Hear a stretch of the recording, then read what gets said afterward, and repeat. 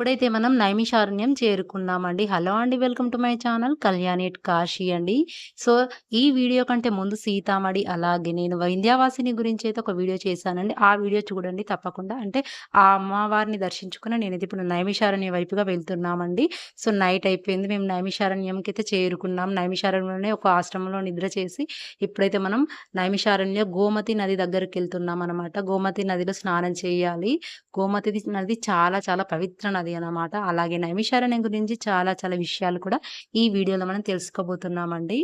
నిమిష నిమిషానికి పవిత్రత, జ్ఞానం ఏ అరణ్యంలో పెరుగుతాయో అదే నైమిషారణ్యం. ఇక్కడ జ్ఞానం ఎలా పెరుగుతుందో ఇప్పుడు తెలుసుకోండి. ఇక్కడైతే లోక కళ్యాణం కోసం వేలాది మంది మునులు శౌనకుని ఆధ్వర్యంలో సత్రయాగం చేస్తుంటారు. ఈ సత్రయాగం అనేది కొన్ని సంవత్సరాల పాటు దాదాపు 1000 సంవత్సరాల పాటు సాగే యజ్ఞం.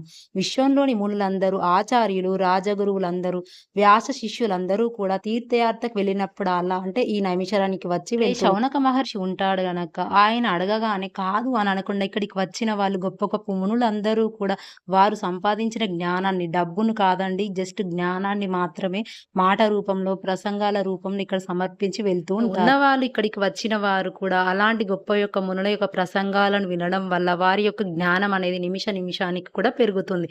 అందుకే ఇది నైమిషారణ్యంగా పిలువబడుతుంది. ఇప్పుడైతే మనం గోమతి నదినైతే చేరుకున్నామండి. ఎంత పవిత్రంగా ఉందో. పవిత్ర నదుల్లో గోమతి నది కూడా ఒక నది అన్నమాట. అందరూ కూడా నమస్కారం చేసుకోండి. అలాగే మన యాత్రికులు 15 మంది దాకా యాత్రికులను తీసుకొని వెళ్ళడం అయితే జరిగింది. చూస్తున్నారు కదా. ఇప్పుడు వాళ్ళందరూ కూడా గోమతి నదిలో నది స్నానం అయితే చేస్తున్నారు. తర్వాత అయితే ఇక్కడ ఉన్న లోకల్ టెంపుల్స్ అన్నిటిని కూడా దర్శించుకోవడం జరుగుతుందండి. అలాగే నైమిషారణ్యానికి ఎలా వెళ్ళాలి అంటే ప్రయాగ, అయోధ్య, నైమిషారణ్యం అలా ఒక ట్రిప్ ఉంటుంది. లేదు అంటే అయోధ్య, నైమిషారణ్యం ఈ విధంగా కూడా ఒక ట్రిప్ ఉంటుంది. అనమాట. ప్రయాగ, అయోధ్య, నైమిషారణ్యం అయితే 3 రోజులు.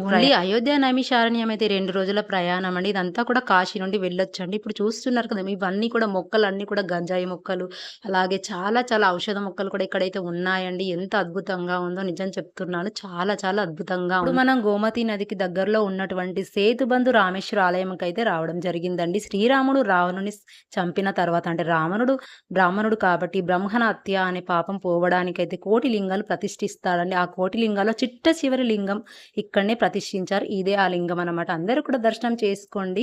సేతుబంధు రామేశ్వర ఆలయం రాముడు స్థాపించిన లింగాలండి. అలాగే ఇక్కడ దదీచి ఆశ్రమం నది కూడా ఉంటుంది. దేవదేశ్వర ఆలయం కూడా ఉంటుంది. రుద్రావర్త్ మహాదేవ్ ఆలయం కూడా ఉంటుంది. మేము దదీచి ఆలయం అలాగే దేవదేశ్వర ఆలయానికి వెళ్ళలేము. ఎందుకంటే మన యాత్రికుల్లో కొంతమందికి హెల్త్ సహకరించలేదు. అందుకని చెప్పేసి ఆ 2 ఆశ్రమాలు ఆ 2 టెంపుల్స్ అయితే చూడలేదు. కాకపోతే రుద్రావర్తిని అయితే చూడడం జరిగిందండి. అంటే ఎందుకు చెప్తున్నానంటే మీరు నైమిషారణ్యం వెళ్ళినట్లయితే తప్పకుండా వాటిని కూడా దర్శించాలని చెప్తున్నానండి. సో, అలాగే నేనైతే ఇప్పుడు రుద్రావర్త్ మహాదేవ్ మందిర్‌కి అయితే వెళ్తున్నానండి.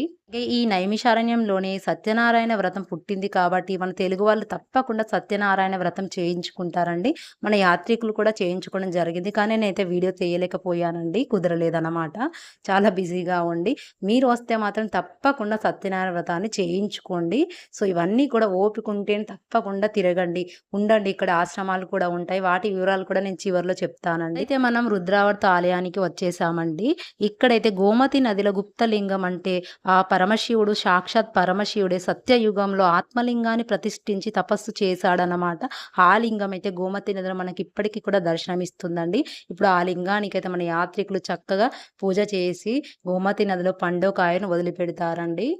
దీని యొక్క మరొక ప్రత్యేకత ఏంటి అంటే ఇక్కడైతే మనం ఏదైనా బరువైన వస్తువులు గోమతి నదిలో వేసామంటే అడుక్కు చేరుకోవండి, పైన తేలుతాయి. అలాగే తేలికైన వస్తువులు లోపలికి వెళ్ళిపోతాయండి. అంటే బిల్వదళాలు వేసామనుకోండి లోపలికి వెళ్తాయి. అలాగే ఏదైనా బరువైన వస్తువులు వెళ్తే పైకి తేలుతూ ఉంటాయని స్థల పురాణం అయితే చెప్తుందండి. అలాగే ఇక్కడ ఒక శిలాశాసనం కూడా పెట్టారండి. దానిపైన పూర్తిగా వివరించడం అయితే జరిగండి. ఇప్పుడు మీకు అది చూపిస్తానండి. ఇక్కడ చూస్తున్నారు కదండి రుద్రావర్తి యొక్క హిస్టరీ అనమాట.